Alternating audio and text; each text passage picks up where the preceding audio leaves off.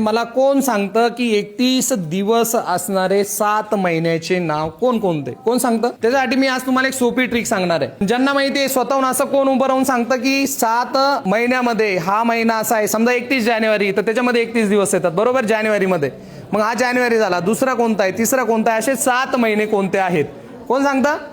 कोणीच नाही. ओके, हा उभं राहा. सो जानेवारी, हा, मार्च, मार्च, मे, जुलै, ऑगस्ट, ऑक्टोबर, डिसेंबर. 7 काउंट केले तुम्ही? हा, परत सांग. जानेवारी, मार्च, मे, जुलै, ऑगस्ट, ऑक्टोबर, डिसेंबर. किती झाले? 7. कन्फर्म?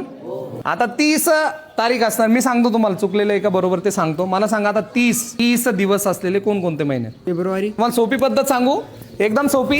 डायरेक्ट काय करायची, आपल्या हाताची मूठ काय करायची, आवळायची. इकडे बघा, मूठ आवळली का? इकडे बघा. आता सुरुवातीचा जो वरचा आहे त्याला म्हणायचं जानेवारी.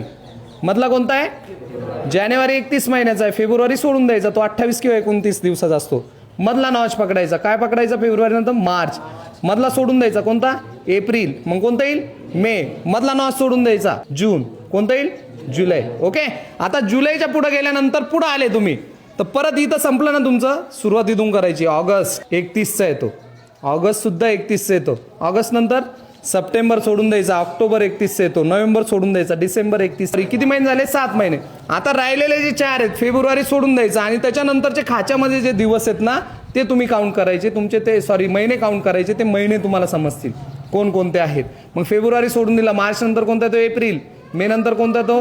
जून. मग जुलै, ऑगस्ट सोडून द्यायचा, मग सप्टेंबर, नंतर नोव्हेंबर. असे 4 महिने तुमचे त्याच्यामध्ये ऍड होतात. तुमचा हाताचा खाचा करायचा, हे वरचे पकडायचे जानेवारी, फेब्रुवारी, मार्च. परत इथं एंड झाला का इथून ऑगस्ट, परत इथून वरती पकडायचा, खाचा पकडायचा नाही. ऑगस्ट सुद्धा किती दिवसाचा असतो?